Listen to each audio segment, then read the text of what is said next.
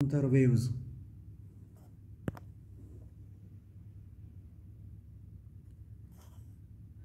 ए C V upstrokes आहेत, X आणि Y descents आहेत.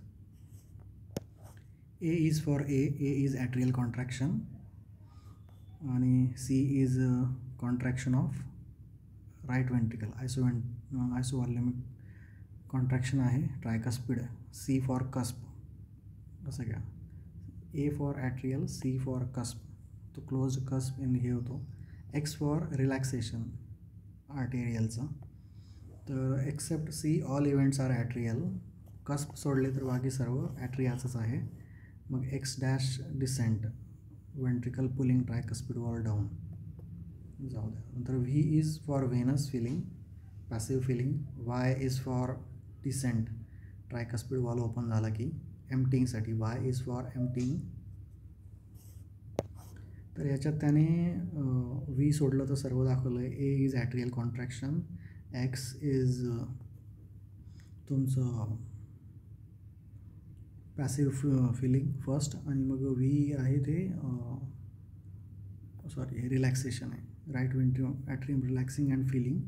आणि मग व्ही तुमचं ब्लड आला की रिलॅक्स होतो, आणि वाय मग तुमचा ॲट्रियल एम्प्टिंग, पॅसिव्ह एम्प्टिंग. हे V is passive filling, Y is passive emptying, A is active कॉन्ट्रॅक्शनने एम्प्टी करतो आहे. तर पी वेव्ह नंतर ए येते, आणि ॲट्रियानंतर लगेच वेंट्रिकल कॉन्ट्रॅक्ट होऊन येतं, सी येते. ए आणि सी सोबत येतात, मग वॉल्यूम पडतो पूर्णपणे, हे ओपन होतात वेंट्रिकल्स तर. आणि मग हे व्हीनस फिलिंगचा बल्ज आहे, आणि मग हा पॅसिव्ह एम्प्टिंगचा हे ओपन झाल्यावर ओपन इथे होणार. तर यांचं ॲम्प्लिट्यूड एकदम छोटं आहे. ही ए वेव्ह आहे, ॲट्रियल कॉन्ट्रॅक्शन. ॲट्रियाने कॉन्ट्रॅक्ट केलं की मायट्रल वॉल क्लोज होणार आहे, लॉजिकल आहे. आणि मग नंतर हे कस्प आत एंटर होणार आहेत आयसोव्हॉल्युमिक कॉन्ट्रॅक्शनमध्ये. नंतर कस्प अजूनही क्लोजच आहेत, तर हे व्हीनस फिलिंग ॲट्रियामध्ये होत राहील, हे वाढेल, त्याच्यामुळे व्ही अपपर्यंत येतो. मग मायट्रल वॉल ओपन झाला की मग तुमचा वाय डिसेंट चालू होईल, आणि मग वाय डिसेंट आला की नंतर शेवटी त्याला ॲट्रिया ऑगमेंट करेल, ए येईल. तर यांचं ओपनिंग आणि क्लोजिंग हे व्यवस्थित आलं तर हे डायग्राम काढता येईल. तर हे महत्त्वाचं आहे, कुठून कुठे ओपन होत आहे आणि कुठे कुठे क्लोज होत आहे. तर म्हणून ए कुठे नसणार, ए इज ॲट्रिया, ॲट्रियल फ्लटर आणि फेब्रिलेशनमध्ये नसणार. कॅनॉन एचं कॉन्ट्रॅक्शन जास्त होईल, कधी होईल, क्लोज ट्रायकस्पिड असेल तर ट्रायकस्पिड म्हणजे असिंक्रोनी होईल, त्यांच्या जंक्शनल रिदम आहे, हार्ट ब्लॉक आहे, ॲरिथमिया आहे, किंवा एम्प्टिंगला प्रॉब्लेम आहे, तर स्टिनॉसिस असेल, RVH असेल, पल्मोनरी स्टिनॉसिस असेल, पल्मोनरी हायपरटेन्शन असेल. नंतर कॅनॉन व्ही वेव्ह किंवा कंबाईंड वेव्ह, तर V is venous passive filling, तर रिगर्ज जर होत असेल तर या वेव्ज वाढतील. तर इथे जर रिगर्ज होत असेल मायट्रलचं तर ऑब्वियसली हे व्ही इथे वाढेल, तर रिगर्जमध्ये व्ही वाढतो आहे, किंवा कॉमन सी आणि व्ही वेव्ह येतील. सी येणार नाही कारण की कस्प बल्ज नाही होणार, सी आणि व्ही वाढतील. नंतर हा एक झोल आहे कन्स्ट्रिक्टिव्ह आणि रिस्ट्रिक्टिव्हचा. कन्स्ट्रिक्टिव्हमध्ये ए आणि व्ही प्रॉमिनंट होतील, एक्स आणि वाय डिसेंट होतील. तर कन्स्ट्रिक्टिव्हमध्ये काय आहे, पेरिकार्डियम स्टिफ असतं, वेंट्रिकल्स नॉर्मल असतात, त्याच्यामुळे वेव्स प्रॉमिनंट होतात सर्व, एवढा सिम्पली लक्षात ठेवा, प्रॉमिनंट एम पॅटर्न होतो.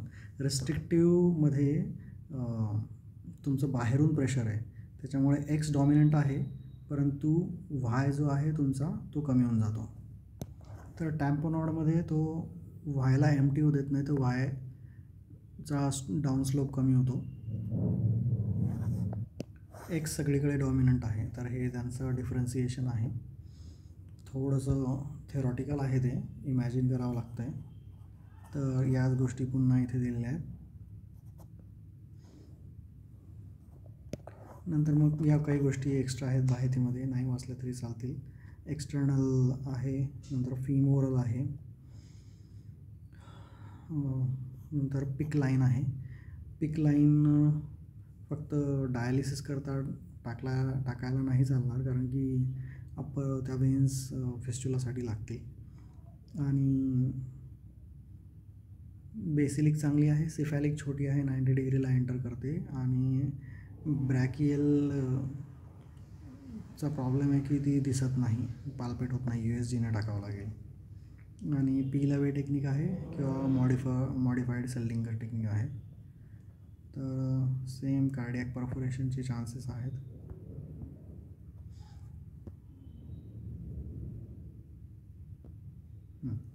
तर कन्फर्मेशन बाय एक्स-रे.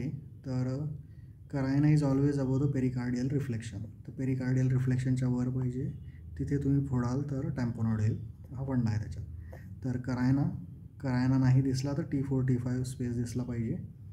आणि थर्ड रिब T4 T5 तरी दिसेल. थर्ड रिब ते पोझिशनल इश्यू होऊ शकतो, करायना किंवा T4 T5 स्पेस. आणि parallel to the vessel wall. Parallel असेल तर ती ब्रेक नाही करणार, तिरपी गेली तर वेसल वॉलला इरोड करून ती पंक्चर करता येईल. हेड टर्न करायचं 80 डिग्री म्हणतोय तो, म्हणजे कॅरोटिड बाजूला जाते.